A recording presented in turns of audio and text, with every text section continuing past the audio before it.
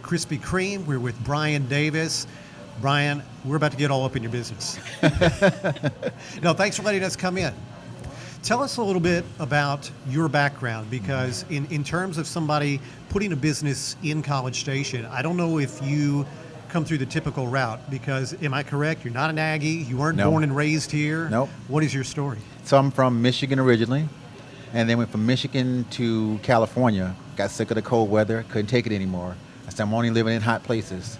So went from California, I worked for the Lakers for about 10 years out there. I have a sports background. I had a master's degree in higher education. So I've worked for a number of colleges and universities, UCLA, San Jose State, UC Irvine. I then moved to Houston because my brother-in-law at the time played for the Houston Texans. So he was a first-round draft pick. Do we need to know who he is? Travis Johnson. All right. So he was a first-round draft pick in 2005. And believe it or not, my first day I got here, someone gave me a shirt, an Aggie shirt. And I'm like, who are the Aggies? And all of a sudden I became an Aggie fan. And so when the opportunity came around for Krispy Kreme, they had some open territories. And they're like, where do you want to go? I'm like, put me in Aggieland. And so that's how I came to be here in Aggieland. So a shirt is responsible for us being here today. Our first shirt. So had they given me a UT, who knows? I'm just saying, who knows? Yeah. But they gave me an Aggie shirt, and so that's how I became an Aggie fan. So what have you learned so far about this community? It's a very close-knit community from what I found. People are very friendly. They're very open. They're very excited about this brand. Everywhere I go, when they see my shirt, they stop me and they start asking questions. But the community is outstanding. They are very inviting. They're very welcoming. The Chamber of Commerce has been outstanding as well as being a member of that, and I'm just really excited to be here. So I wonder why now? Why is now the time for a Krispy Kreme in College Station, Texas, and why this location? How did everything align for this moment? Sure. Actually, believe it or not, we've been in works for 3 years. It's taken 3 years to get this bad boy up and running. Our first location kind of fell through, which was going to be on Texas Avenue due to some permitting and different things that were going on. And so we had to find a location that needed to have a drive-through, first of all, because the amount of traffic that comes through, we needed a drive-through. Texas Avenue, there are very few businesses that have drive-throughs at available space. We also wanted a spot where if you're driving in on the highway, you could have an easy access to get off the highway, come here, grab some donuts and coffee, and then get back on. So that's one of the reasons why we chose the location. And now the demand is here. You know, when you think about it as a business owner and there's a demand for certain products, there's a demand here. But we just don't want to be here to come here and sell donuts. And we can talk more about that later, but our goal is to be integrated in the community, provide scholarships for students, donations. We want to be a part of the community. We don't just want to be a donut shop that you come and get food and leave. We want people to feel like they have an experience when they come here. So we are going to get to that more. Yeah. And we're recording this just a few days prior to opening. We're going to talk more about that. But I'm going to kind of swing it over here to Natalie, because what is happening here, this is going to change the way people travel this certain area, right? I mean, the transportation impact, there's going to be one, correct? Absolutely. We were visiting earlier about when the red light comes on, and that was something new to me. I didn't realize that when there were hot donuts, the red light goes on and you actually, hurry and turn in to get your hot donut. But that's what Brian and I were talking about earlier. So, Harvey Road is an area where we've seen a lot of multifamily development, but we've also seen some commercial interest. And so what I'm excited about is this being the start of more commercial development along Harvey Road, and tying into the highway and changing those traffic patterns along this stretch of the roadway. So this can be for either one or both of you. I am assuming that Krispy Kreme is a bit of a destination location, a destination business. How has that played out in other markets? So Krispy Kreme, it definitely becomes a destination. And if you'll notice the new look now, so if you look at some of the traditional stores, they had a different look and a different feel. You can see the softer tones in here. We also have Wi-Fi access here. There, if you look down at some of the counters, they actually pop up, and there are ports to plug in your computer, as well as the USB ports of a TV behind you that we're going to have the football games on. So we want people to come here as a destination and kind of hang out a little bit. Interesting. Interesting. Well, so tell me more about just the logistics of moving people into this space and out of this space and having it all happen kind of efficiently, because I know that's at least part of the conversations that you guys have back at City Hall. Well, certainly in terms of the layout of the site, the location of the drive-through, making sure that there's plenty of spacing for stacking cars that are coming off of Highway 30, folks that are lining up in the drive-through or parking. All those are things that we look at as part of the site plan as well. I mean, this is a highly visible location, and Krispy Kreme is going to do very well here. So you mentioned parking. Brian, my understanding is you need almost 100 people to make this location work. So you're having to park employees in pretty decent numbers, but how in the world do you need almost 100 people to make this location work? Believe it or not, at each shift, it takes at least 20 people to run a shift of donuts. You have at least three production members, and their job is to make the donuts. And so they're in the back of the house, they have the dough, they have the water, and they're making the icing and making the frosting, and then that goes to the processors. Processors make the donuts pretty. They put the sprinkles on them, and when we have Christmas time, they make Santa bellies, and when we have Easter, they make the Easter egg bunny and different things like that. So they make different eggs. So you have at least 3 to 4 of them on a shift making the donuts pretty. You then have your coffee makers who are making your coffee drinks. You have 2 to 3 of those. Your donut pickers who are actually grabbing the donuts off the line when that hot light comes on that you mentioned. They're grabbing them off nice and hot and giving them to the customers. Then you also have your retail specialists and your drive-through, and then people outside directing traffic. So it's a lot that goes into making sure that everything is run efficient through the drive-through, as well as when that customer comes through the door and they get the first look at what's called a donut theater. It's actually what it's called. So it's actually a whole presentation, and that's why it looks like a big long screen here, because it's actually a theater. We want the whole experience to be a donut experience. And in fact, this light here, you can it's kind of bright outside, but you can see it's a donut, it's an arrow that lights up. Each donut lights up because it's pointing you on which direction to head to. So you talk like a guy who has been in this world for a long time. Mm-hmm. That's not the case. No. So how long has it taken you to be so knowledgeable in the world of Krispy Kreme and donut production? So I've been a franchisee for 3 years now, but this is my first store, but I had to train for 6 months. I had to go to 4 different stores all over the United States, and what shocked me when I was at the stores is that when you think of a donut shop, you think, okay, I'll go in the morning, get a donut, and then I'll eat my lunch and dinner and go home. Well, at Krispy Kreme, I'm like, why is it 9:30 at night and there are a line of people out here eating donuts? And okay, it's after 10 now and people are still here, and the afternoon is 3 o'clock, and so I had to train all day at different shifts because people come at all different times. So to learn this brand, it's a lot of homework that's involved, it's a lot of training that's involved. It's not easy to become a franchisee, and in fact, corporate has now been purchased by a JBL, and now there are no longer any franchisees. There are no new franchisees. So believe it or not, I am the last one. My partner and I are the last ones to be Krispy Kreme franchisees. Really? Yeah, the rest will be all corporate stores. Is there any difference in operating a location like this in a university community versus a different kind of a market? It's very different. In fact, even going into where you place the store. So they had a Krispy Kreme in North Carolina that actually closed down. The reason being is that it was too close to campus. Too close. It was too close. So you have that student population that would go, but the community actually sustains your business. And so the community couldn't get to the donut shop because they had dealt with all the student traffic. So, we were actually strategic in where we wanted to place this so that the community members could come as well as the students that could come and both be patronage of the business. So. You had mentioned how you're really focusing on integrating into the community and into the university culture. Talk more about that. Yes, so when I think about the university, I have 2 master's degrees. One is in higher education administration and one is an MBA. I grew up very poor. I come from a very poor, underprivileged background, and I needed help to be able to go to college and to go to grad school, and that came through scholarships and someone helping me out. So when I looked at a college town, I know that there are a lot of people who can't afford to go to college, and that's why I want to have scholarships for them. When I look at hiring employees, I told the college I wanted to set aside 10 to 15 jobs just for students to have so that they can have a work environment. I have a few students now who are in high school, and one of the things they asked me, they said, I've had other jobs, but they weren't flexible with my schedule. They need me to come in at a certain time.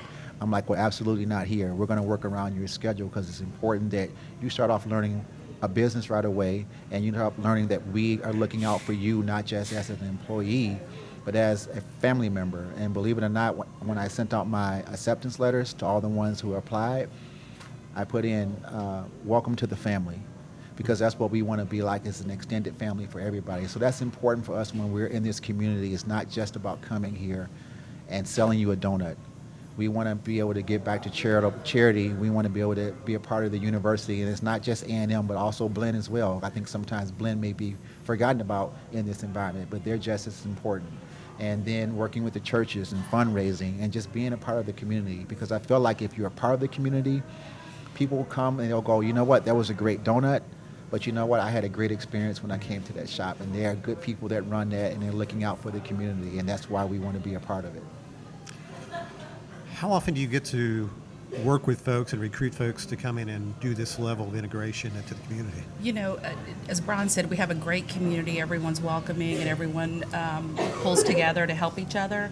But to have someone fresh to our community, just moving in and opening a business, it's very nice to hear that they want to be integrated in our community, because we're supportive of our schools, both the ISDs, the Texas A&M University, Blinn College, our churches. We are one big family. So how's your development experience been in College Station? Is it smooth or a little rough, or it's a treacherous question, but honestly. It is, because there are, so I have a business down in Houston, which is the processing and everything is very different. So the treacherous part, we were on Texas Avenue, and when the city looked at the traffic patterns and how Krispy Kreme would affect the traffic patterns, we had needed to put in a right turn lane on Texas Avenue. So we were going to go in initially where that Kroger used to be. Oh, right. Yes. And so, as you know, there is no turn lane that goes there. It's a right turn. So the city said, well, you're going to need to put in a turn lane because the traffic is going to be backed up down the street. And in fact, in Houston, when the Houston location opened up a few years ago, the traffic patterns went probably 2 miles down Westheimer, that it was backed up. And people were in line. It was taking a couple hours just to get through the drive-through. Wow. It's that busy. And so I understood the city's concern and the fact that the traffic would back up. And so that one ended up falling through. And so we looked at this location, because if you look at here, the parking lot is huge. So it's an opportunity to snake the traffic around. And so this time around, it's been a lot smoother in terms of getting our permits. The people in the permit office have been outstanding. They've been coming in, letting us know, hey, this is not correct. Let's get this fixed. But they haven't been kind of, some of the in other cities, they can be kind of, this is my world and this is how it needs to be done. They've been very professional, very nice. Hey, just need to fix this up, make sure this is correct. The health inspector came in the other day, and she was very nice about saying, this is what needs to be done. I'll be back on Thursday, and just walking us through the process. Because in different cities, the permitting process can be very different. But they've been very, very nice here. I've been very, very happy with them. Now, we're recording today when there's some training going on. Talk about what's happening with your staff today. Absolutely. So corporate flew in, corporate Krispy Kreme, they flew in, I think, 7 trainers. And they flew them in from all the corporate stores all over the nation. And because this market is so important, and they know the impact that it can have here, they pick their best people. And so now their best people are training in each of our areas. They're training their production members. They're training the processors, and they're also training the retail. And that training, they get 7 hours of training every day for the next 4 days. So they're in every day, and they're making test donuts. And we'll be bringing some out to the community. But they're making test donuts because we got to make sure that the process is just right. Believe it or not, there's a whole science that goes into making donuts. And in fact, when you go to the corporate, they have what's called a bite machine. Did you know there was a bite machine? Tell me about a bite machine. The bite machine I'm actually intrigued. bites the donuts. because it has to make sure that they're the right consistency every time. So the machine, it doesn't get paid. You know, I could be the bite machine myself. Yeah. Are you hiring? I need to be. I might be big as a house when I get done, but the machine literally makes sure the donuts are the right consistency. So when the trainers are here, they're teaching our employees to make sure everything is just right, so that when you bite that donut, it is outstanding and it's delicious. And that's our goal, to make sure that everything is done the right way. Now, do those trainers stay on during your grand opening to They kind of do. get you through that hump? They're here for the Good. first week. They get us through the hump to make sure everything is going right. If there are any mechanical problems, that the process is flowing. Because it can be a little nerve-wracking, right? Because Right. you like the umbilical cord is cut. And you're like, oh my gosh, they're here. And then everyone's lined up. And you want people to have a good experience. So you're like, okay, come back. But they're gone, and they're making sure that that's 7 hours every day for the next week. It's important. How about your poor construction guys out here who are hustling along and they're smelling the training going on? So let me tell you a story about those construction guys. So the first day the machine came on, construction guys are manly guys. They're not like me. I'm not that manly. I don't have any hair on my chest or anything like that. But these guys are like manly dudes. So we turn the machine on, and the first batch of donuts come out. They are giddy, and they're laughing, and they get their cell phones out, and they were just like big kids because they were so excited to see these donuts come out. And they took home a couple dozen each, and the first bite, and these big manly guys just smiling like a little kid because they were so excited to see the donuts come out and just to taste them. And it was just amazing to see that sight. I actually have video of it. That's a great reward. Yes, It is. absolutely. That's It an awesome is. reward. Okay, so let's talk about, and I understand that a lot of people will listen to this after you've already opened, but we're hoping to get this out ahead of that. So tell me about the hours, maybe a day or two leading up into the grand opening. What's going to Absolutely. happen? So on Saturday, this upcoming Saturday, will be the Friends and Family event, and we've invited the Chamber and other members of the community to come out from 12 to 3 to try them out. Just try the donuts out and kind of greet us and see the shop and get some donuts and coffee and et cetera. And then we wanted it from 3 to 4 for our employees. We wanted to invite just their families, because we want to reward their families to say, when you are a cook or a baker and you make a product, you're very proud of it, and sometimes your family don't get a chance to see that. So we wanted just their families to come in to see where their loved one is working and taste the product that they're producing. So that happens from 3 to 4. And then on Monday is our big celebration. So the first 100 people in line get free donuts for a year, and also commemorative T-shirts.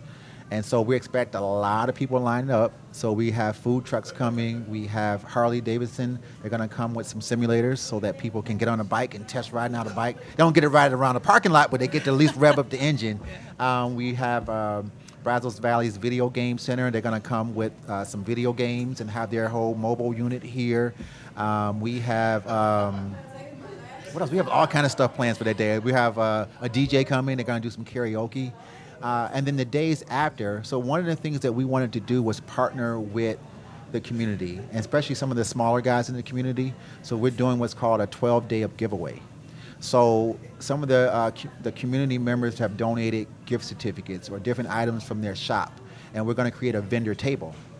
And so when a person comes through, we'll give them a raffle ticket, and then every day they can win a certain prize. And that's kind of those vendors in the communities, the smaller ones, a way to kind of showcase their business a little bit with some of the people coming through the doors, and for us to be able to give back to the community as well. And then, okay, you can tell me what you think about this idea. So I got something floating around in my head. Who's watched Willy Wonka and the Chocolate Factory? Oh, yeah. So, Of course. and you remember in Willy Wonka, they had the chocolate bar and they had a golden ticket? Yeah. So what I'm considering doing is putting some golden tickets inside some of the boxes of donuts or on the bottom of them. So when a person gets it, they'll get a back tour of the donut shop. And we'll take them back and let them see how the donuts are made and let them actually make some donuts themselves and decorate them themselves and kind of do like a golden ticket giveaway. That's what I'm thinking about, but I don't know. How do you think that would go I along? love that. I like that idea. You like Yeah, that? yeah, Definitely. yeah. Okay. I've got an 18-year-old boy who would probably be all about that. Okay, Yeah. That's great. So those are going to be up to 12 days afterwards, and then we want to continue to have different things every month as well. So those are some things we do have planned. That's terrific. So the celebration is It's Sunday? It's going to be Monday. Monday. So Monday starting at about 5 o'clock. I'm sure they'll line up early, but the first 100 in line get free donuts for a year. And then at 5, we'll have a DJ here, and they'll do some karaoke. Okay. We'll have the food trucks. We'll have the other events that'll be here to kind of entertain them while they're here up to Okay. about 9 or 10 o'clock at night. Nice. So what did we miss? What do you want to make sure people know about you, about this location, and just this time for Krispy Kreme in College Station? Well, nothing about me. You can know I'm not like the least. The thing about what that we just want to make sure people know about is that we have, we have this great product, and the donuts taste outstanding. But come and hang out and have fun and be greeted and see this wonderful process of making a donut, because it's a whole process. It takes an hour to make a batch of donuts. So just see the process, come here, have fun, bring the kids. It's a family place. We'll be able to have seats outside if they want to sit outside, the internet if they want to study. And then we also plan on during finals weeks actually keeping the store open late so that students who need donuts late or coffee or what have you, they can come by. So we'll have that too. We really appreciate you Thank you for letting us coming come by. in here and get all up in your business. Absolutely. Oh, you were all up in it. I'm going to lie to you. You were all up in it. Brian, thanks a lot. Thank you very much.